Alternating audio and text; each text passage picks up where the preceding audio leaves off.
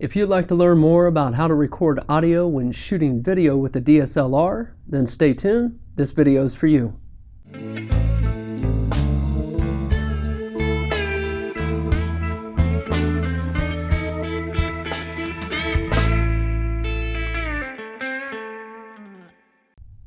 I've received a lot of questions regarding how to capture audio when shooting video with your DSLR.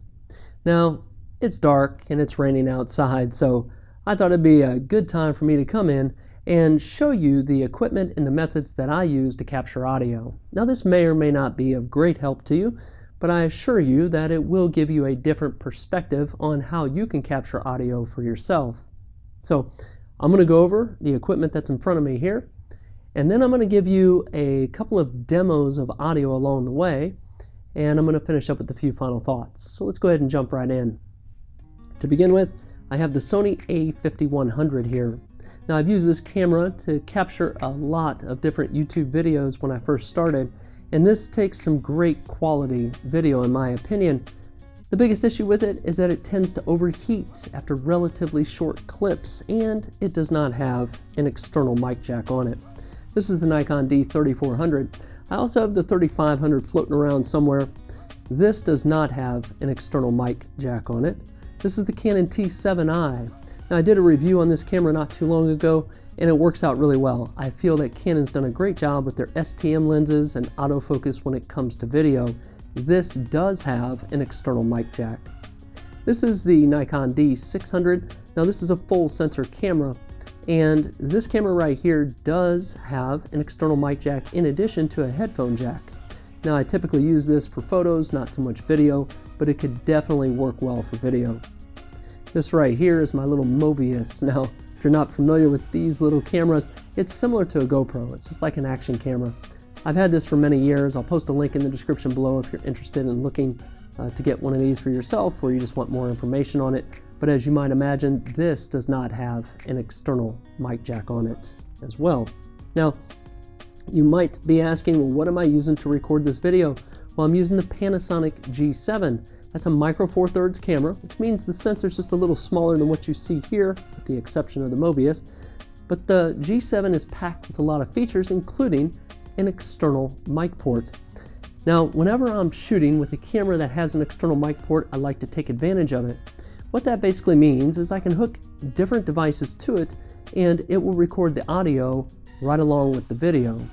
Now, in this particular case, I am not using that external mic port because I've got the equipment that I would typically attach to a camera off to the side here that I'm going to talk about in just a minute.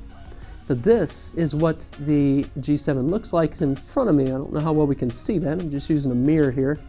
Yeah, you can kind of see it with the viewer, the display off to the side there. So, what am I using to capture the audio for this particular video?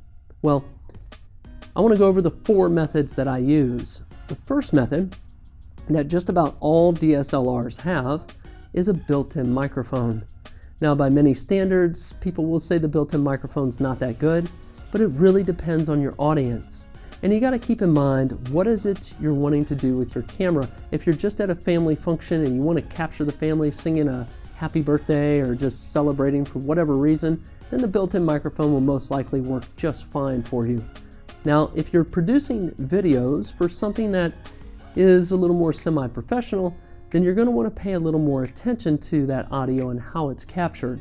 But again, I think the built-in microphone works just fine for most family-like situations. I also want you to understand something, that when it comes to post-processing audio, it's kind of like post-processing images. You can do as little or as much as you like. Now, I use Adobe Audition to post-process my audio, and it just gives it a little more enhancement. It's kind of like applying an equalizer when you're listening to music. You know, you want a little more bass or a little more treble. You can do that when you get into post-processing of your audio.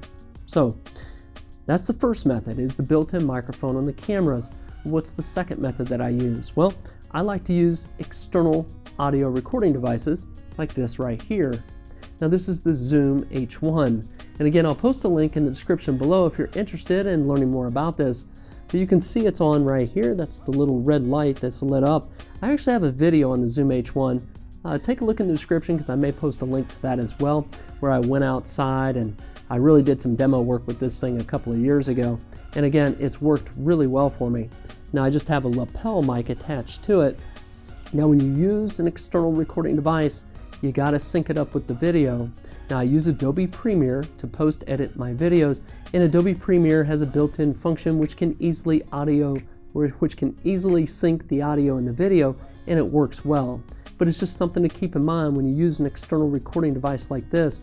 But there's a lot of advantages to this device. You're not tethered to the camera at all, and this will stay with you, so I can turn my back to the camera if I want.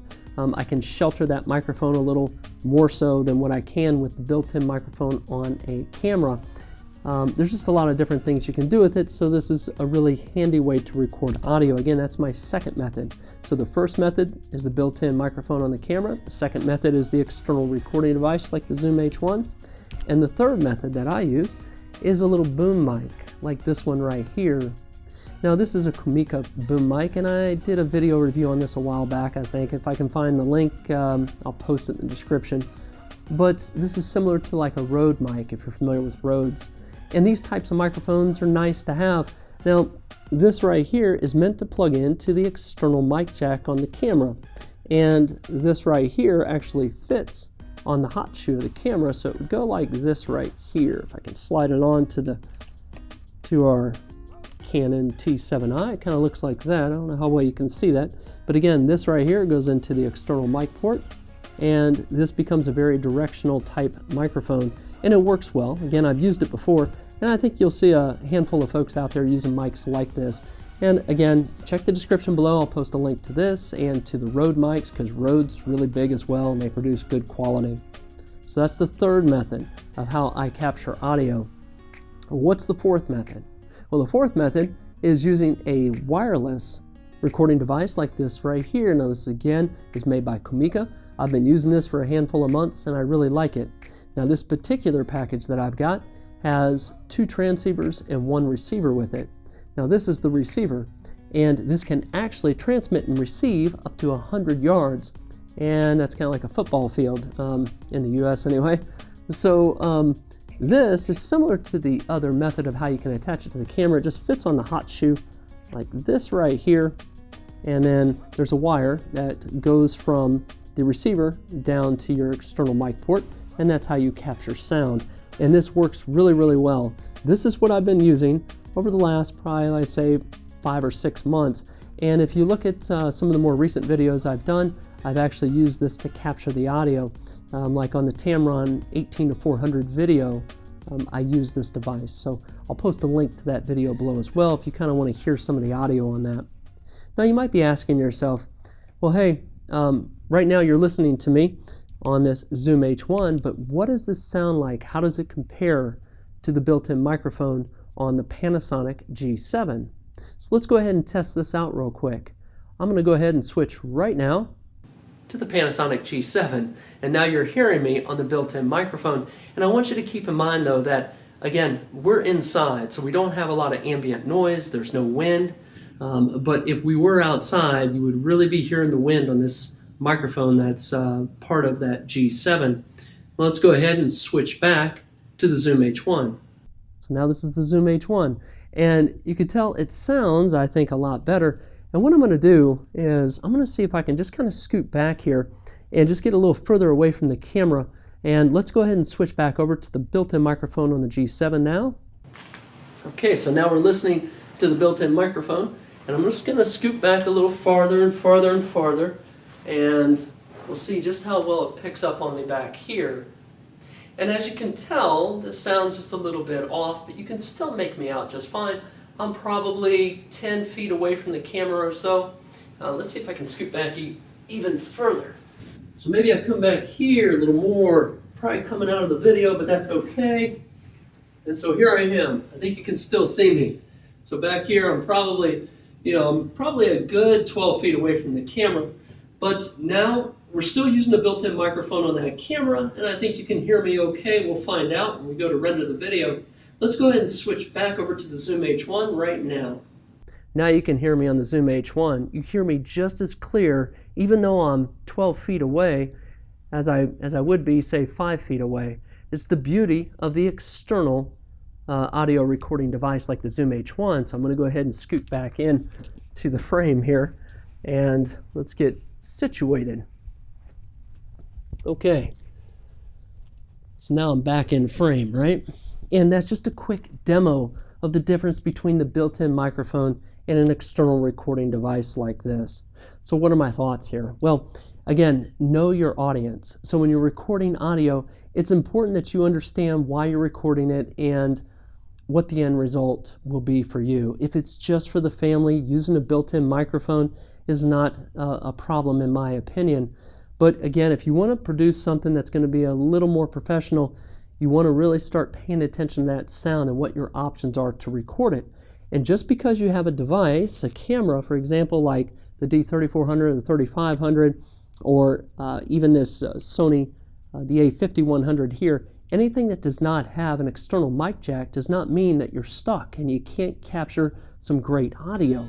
Again, using a device like the Zoom H1 right here is a great viable option in my opinion.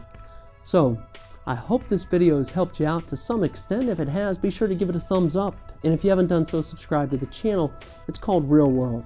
More often than not, I post videos about photography and technology, but you never know. So until the next video, take care of yourself and be safe.